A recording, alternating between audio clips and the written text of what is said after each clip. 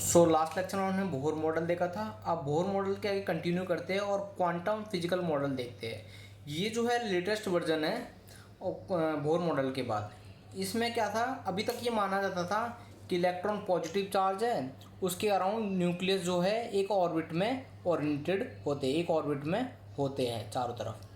ठीक है, पर क्वांटम फिजिकल मॉडल ने कहा कि इलेक्ट्रॉन कोई, अभी तक ये मान रहे थे हम कि वो पार्टिकल है जो कि इलेक्ट्रॉन के चारों तरफ, जो न्यूक्लियस के चारों तरफ इलेक्ट्रॉन घूम रहा है, इलेक्ट्रॉन एक पार्टिकल की तरह हम मान के चल रहे थे कि जो प्रोटॉन के चारों तरफ घूम रहा है ना इलेक्ट्रॉन, उसको हम एक पार्टिकल मान के चल रहे थे अभी तक।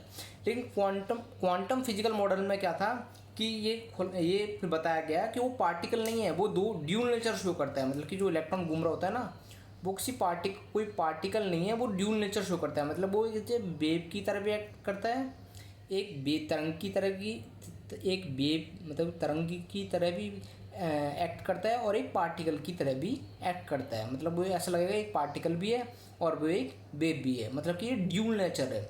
ड्यूल नेचर मतलब ये दो नेचर शो कर रहा है।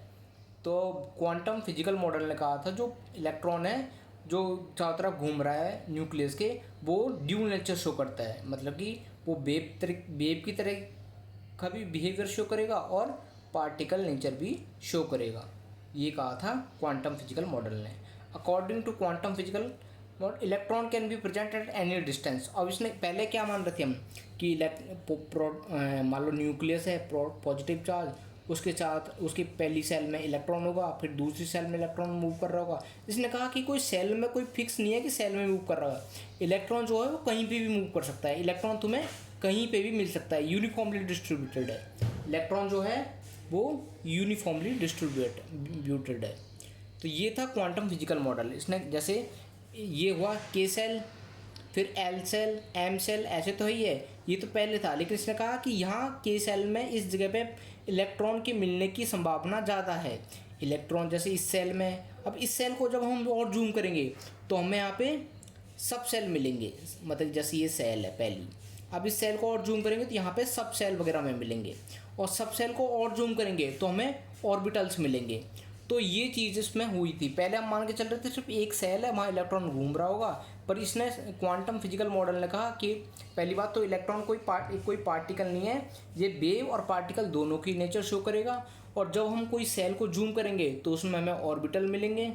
ऑर्बिटल को अगर हम और जूम करेंगे तो उसमें सब नहीं, पहले सेल मिलेंगे, सेल को सब सेल मिलेंगे, और सब सेल को और जूम करेंगे तो हमें ऑर्बिटल मिलेंगे।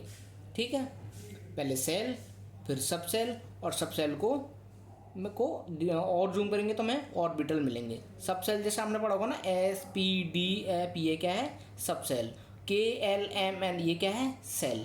तो जैसे के सेल है, अब K shell, L shell, M shell, N shell. अब जैसे जैसे सेल बढ़ती जा रही है हमारा एनर्जी लेवल बढ़ता जा रहा है। तो एक तरीके से ये क्या है, एनर्जी लेवल है। जो ये सेल है ना, ये जो के सेल, एल सेल, तो क्वांटम फिजिकल मॉडल ने कहा था ये कोई सेल नहीं है, एनर्जी लेवल पे डिसाइडेड है। ठीक है, और इसके अंदर भी अगर हम जूम करें तो हमें सब सेल मिलेंगी, और सब सेल को और जूम करें तो हमें ऑर्बिटल मिलेगा, हमें ऑर्बिटल्स मिलेंगे। तो ये कहा था क्वांटम फिजिकल मॉडल में। और क्वांटम फिजिकल मॉडल को समझने के लिए, जो क्वांटम फिजिकल मॉडल है उसको समझने के लिए हमें चार चीज़ें जाननी जरूरी होगी। पहला है प्रिंसिपल क्वांटम नंबर एन, जिससे कहते हैं ना 1 2 3, K shell, L shell, M shell, पहली सेल, दूसरी, तीसरी, इसको नाम दे दिया हमने के एल एम। तो ये जो है वो तो है प्रिंसिपल क्वांटम नंबर। फिर आता है एंगुलर मोमेंटम नंबर, जिसे एजीमुथल क्वांटम नंबर भी कहते हैं। फिर आता है मैग्नेटिक क्वांटम नंबर, और फिर आता है स्पिन क्वांटम नंबर। तो ये चार प्रकार के क्वांटम नंबर हमें समझने होंगे, जानने होंगे हमें मॉडर्न फिजिकल मॉडल को समझने के लिए। ठीक है, तो जब आपने के एन तो आपने देखा हो, जैसे एन 1 है तो इसका मतलब पहली सेल के सेल। एल मतलब कि अगर जो एल होगा वो हमेशा n-1 के बराबर होगा। मतलब कि एन 1 है तो एल क्या होगा 0। अगर एन 2 है मतलब कि के एल सेकेंड सेल, मतलब कि एल एजीमुथल क्वांटम नंबर क्या होगा 0 और 1, हमेशा एक कम। एक का मतलब कि n-2 मतलब कि 1। जो जैसे 3 है प्रिंसिपल क्वांटम नंबर, तो एल क्या होगा 0 1 2। 4 है तो 0 1 2 3, मतलब कि 4 से एक कम 3, मतलब 0 1 2 3, ये हुआ एल, मतलब कि एंगुलर मोमेंटम नंबर। और 0 मतलब एस सेल, 1 मतलब पी सेल, और 2 किसको रिप्रेजेंट करेगा, पी एस, पी डी, और 3 एफ सेल को। तो ये जो है सब सेल्स में आ जाती है। तो जो एल, जो एजीमुथल क्वांटम नंबर कह दो या एंगुलर मोमेंटम नंबर कह दो, ये क्या है, सबसे ये हमारा दूसरा क्वांटम नंबर है। मतलब पहला प्रिंसिपल क्वांटम नंबर जो कि बताएगा, जैसे 2n² आपने सुना होगा ना, कितने इलेक्ट्रॉन कैपेसिटी कितनी है एक सेल की, तो वो कैसे बताते हैं, 2n² से। चलो ये हम आगे देखेंगे। पर प्रिंसिपल क्वांटम नंबर n जो कि 1 2 3 जो कि सेल बताएगा। एंगुलर मोमेंटम नंबर निकालना है तो उसको क्या करेंगे, जैसे 1 है तो 0, 2 है तो 0 1, 3 है तो 0 1 2, और 4 है तो 0 1 2 3। ये और ये 0 मतलब एस सेल सब सेल, पी 1 मतलब पी सब सेल, 2 मतलब डी सब सेल, और 3 मतलब एफ सब सेल। ये सब सेल बता रहे हैं। अब इनकी भी अलग अलग डायमेंशन होती है। जैसे एल हमने बताया एंगुलर मोमेंटम नंबर, अगर एल 0 है तो सब सेल कौन सी होगी, एस। एल की वैल्यू 1 है तो सब सेल कौन सी होगी, पी। और एस सेल, जैसे ये हुआ सेल के सेल, इसके अंदर भी मुझे मिलेगा सब सेल। सब सेल मान लो एक ही सब सेल है, एल 0 है तो उसके इसमें कौन सी सब सेल होगी, मतलब कि एस। और उसकी शेप कैसे होगी, ऐसे तो स्पेयर टाइप की मिलेगी। अगर पी सब सेल होती तो शेप कैसी होती, ऐसी, मतलब कि डम्बल टाइप की। अगर डी सब सेल होती, मतलब कि ये भी है ये भी है, तीसरी सब सेल भी है, तो उसकी शेप कैसे होगी, डबल डम्बल, मतलब कि इस टाइप से।